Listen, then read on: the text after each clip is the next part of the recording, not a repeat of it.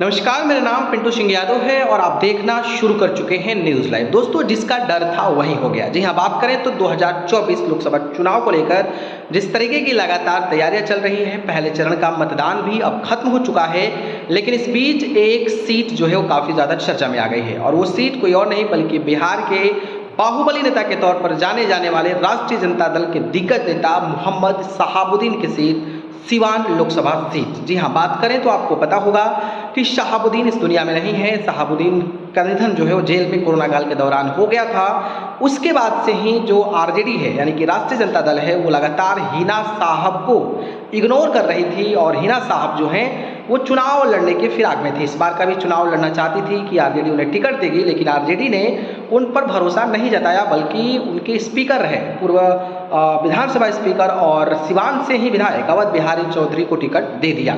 जब अवध बिहारी चौधरी को टिकट दे दिया तो हिना साहब ने भी बिगुल फूंक दिया है और हिना साहब जो है अब चुनावी मैदान में उतर चुके हैं। हिना साहब जो है वो निर्दलीय चुनावी मैदान में उतरेंगी, लेकिन इस बीच जो है आरजेडी ने शहाबुद्दीन के फोटो के साथ खेला कर दिया है।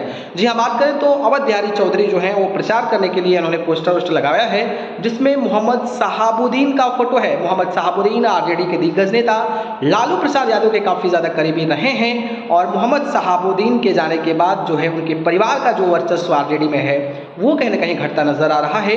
तो अगर इधर हिना साहब निर्दलीय चुनावी मैदान में उतरती हैं और अगर उनके पति का फोटो इस्तेमाल अगर आरजेडी करती है तो इसके पीछे की क्या वजह है और ये वजह चुनाव के लिए कितना फायदेमंद आरजेडी के लिए होगा, हिना साहब के लिए कितना होगा, ये तो आने वाले समय में पता चलेगा। लेकिन अब ये देखिए कंफ्यूजन कि भाई उनकी पत्नी निर्दलीय चुनाव लड़ रही हैं, उनके फोटो का इस्तेमाल आरजेडी कर रही है, तो ये किस तरीके की राजनीति हो रही है। और हिना साहब चुनावी मैदान में उतर तो गई हैं, वो किसका नुकसान पहुंचाएंगी इस पर भी नज़र बनी रहेगी। आपको क्या लगता है, सीवान लोकसभा सीट पर इस तरीके का फोटो का इस्तेमाल करके आरजेडी वहां पर किला को फतह कर पाएगी? इस पर अपनी प्रतिक्रिया बताइएगा। और हिना साहब, क्या आपको लगता है कि वो निर्दलीय चुनावी मैदान में उतरती हैं तो जीत पाएंगी?